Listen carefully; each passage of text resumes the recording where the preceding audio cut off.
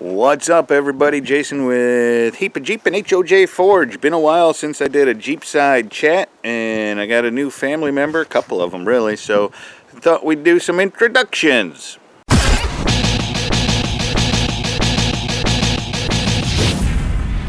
Well, first off, from the last couple of videos, you've seen my wife's new F-150, new to us. It's a 1999.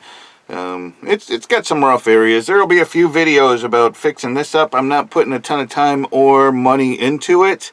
It's only going to get us by for about the next year, and then we'll probably move on to a Silverado or just a different truck. But for now, this is her daily driver. Then there's the 1990 XJ. This was my daughter's. She bought it from a guy who brought it up from Florida and had done some work on it, some restoration stuff. And my daughter ended up, she had a baby and decided that it wasn't family vehicle enough with how much work it needed to get, still needed to be done. She wanted something a little more reliable and family friendly for tooling around with her new daughter and her hubby and whatnot. So I took over this one. For now, though, I'm still driving my 96 XJ. This is the original Heap of Jeep. This is where the YouTube channel started and where the name came from. I've owned it for, well, we're going on year 4, and she's still going strong. I'm at the point where I'm ready to sell it because I've got too many other projects going vehicle-wise.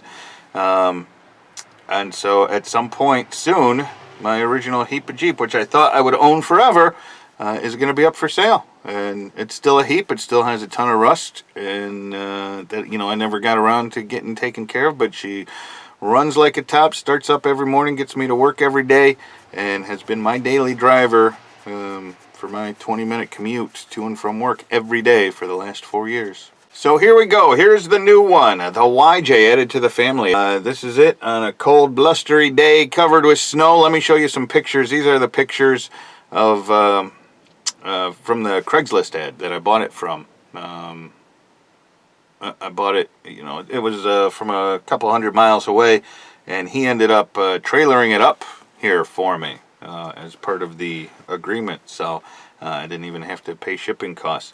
So there's going to be a lot of videos coming up. First and foremost, it doesn't run. One of the problems with YJs that I've read about is the capacitors on the ECM go bad. And when that happens, you don't get a check engine light. On cold days, there's no hope. On a little bit warmer days, you might start hearing I think it's the fuel pump relay, start clicking eventually, and then the check engine light might come on, and at that point it'll start.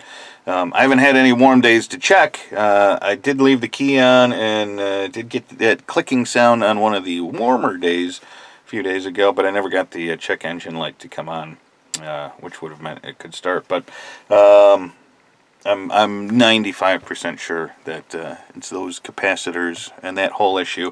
And I have not seen a video on that. I've seen a few write-ups online. I have not seen a video on it. So I think it might be worth a shot. I'm not very good at soldering. In fact, I may take it into work. The engineers at the radio station are much better at soldering things, and they can probably do a better how-to than I could. But still, we'll do that, and we'll get it on video. There's a lot of rust repair on this one. Oh, let me show you one thing that I'm excited about, actually. So you'll notice this is the driver's side door, and the frame for the window is all loose and rotted. This whole section, there's nothing left. There's no metal left to repair. I'm going to have to cut this whole section out and replace all that metal and do some major rust repair on that part of the door. For a little while here, I've been quite nervous about it because of that section of metal. I mean, that's got to be not super precise. I mean, we're not talking amazing tolerances, but you've got to keep that channel lined up so your window can go up and down and seal properly. You've got to bend metal to get it right, and I don't trust my fabrication skills.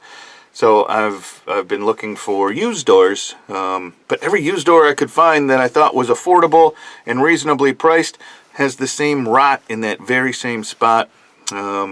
Not as bad, but you know, I'd still have to cut it out and replace new. And so I just thought, I'm gonna do it. I bought this Jeep to fix up. It's another member of the Heap of Jeep family, and so I'm gonna do it. And I think that's actually gonna be a really cool video because it looks like a really common problem. I mean, every YJ door that I've looked at on Craigslist and on the Facebook Jeeping groups and things like that has had the same issue for the affordable ones, for the cheap ones, the ones that you know, you can only want to spend $100 on. So I'm gonna try it, and what's the worst that can happen? I don't get it right, and I have to go buy another door anyways. So not a big deal. There's a lot of rust on this one. I've bought some panels from, I think it's C2C Fabrication, Classic to Current Fabrication. I think that's what it is. They're out of Detroit, but the panels are fantastic. Nice thick gauge steel. And so we've got to do the rockers. We've got to do at least a little bit of the floor. Most of the floor in this one is actually really solid. I was really excited about that. And the frame's pretty good. We'll, you know, have to wire wheel it and put some POR 15 on it and, you know, take care of it. But I don't think there's any sections I have to replace on the actual frame of the Jeep and the windshield frame. I ordered a new one of those, and I'll have to get some new glass because this glass is cracked and the frame is just rusted to heck and back and stuff. So we'll do that. And you know, there's a lot more to do. It's the 4.0 automatic, so I should be somewhat familiar with that. You know, different transmission than what's in the Cherokees, but same engine for the most part. It sort of looks like a cross between what's in the 1990, the Rain-X, and what's in the 96, but still looks real familiar to me, and I shouldn't have any problems. But I'm excited. There's only 150,000 miles on this engine, which, when you compare it to all the other Jeeps in my life, it's a baby. It's just barely broken in. So we'll take care of the rust. We'll get it painted. I think we're going to go like a midnight blue on it. And we're going to paint it cheap. We're probably going to go with like Duplicolor or something like that. And then we'll find a decent, affordable clear coat to put on top of it. But, you know, in my cheapness, I want to do this one right. I think this one's going to be with us a while. And I'd like to get it fixed up right to be able to hand this one down to my kids. Yeah, I'm excited, and I can't wait to get started. It's about 20 degrees today and snowy, and I'm freezing out here, and I'm going inside to warm up. So there you go. That's what's in store for the Jeeps coming up. Forging videos. Well, you know what? Let me tell you about what I was thinking about, because for the longest time here, I've been wondering whether I should split up the channel and start a separate channel for the Jeeps or the forging, you know, just have two separate channels. And I got to thinking about it more and more and more, and I just didn't want to. I've never gotten around to doing it. Most of my videos for the last year have been the forging videos. All my videos before that were the Jeep videos. And I mean, I kept going between the two in my head, like, you know, pick one or the other and go. And no, I'm not going to. You're going to get both. If you don't like the Jeep videos, if you're here because of the forging videos, there's going to be plenty of them coming. If you're here because of the Jeep videos, there's going to be plenty of them coming. Much like a television station, you know, you've got everything from the news to the soap operas to the sitcoms to the dramas to everything. And you don't have to pick just one. And I don't know. This channel is me. This is my life. And you know, it's been entertaining to a handful of people, a few people. About 5,000 of you right now, a little over 5,200 are subscribed. So, you know, it's got a little bit of a following. I make a few bucks, and I appreciate everybody's help and support and all that. But I don't want to change. I don't want to have to pick. This is me, Jeeps and forging.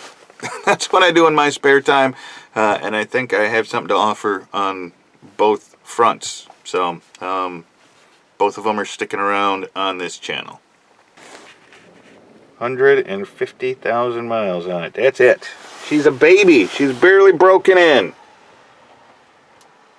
All right, thanks everybody. Jeepside chat went on a little long, but I appreciate you being here. I appreciate you coming along for the ride, and as always, I appreciate all the support. I will talk to you on the next video, which might be a Jeep video, might be a forging video. I don't know yet. It's too cold to do anything outside around here. I need spring. I need it to be warm. I'll catch you next time.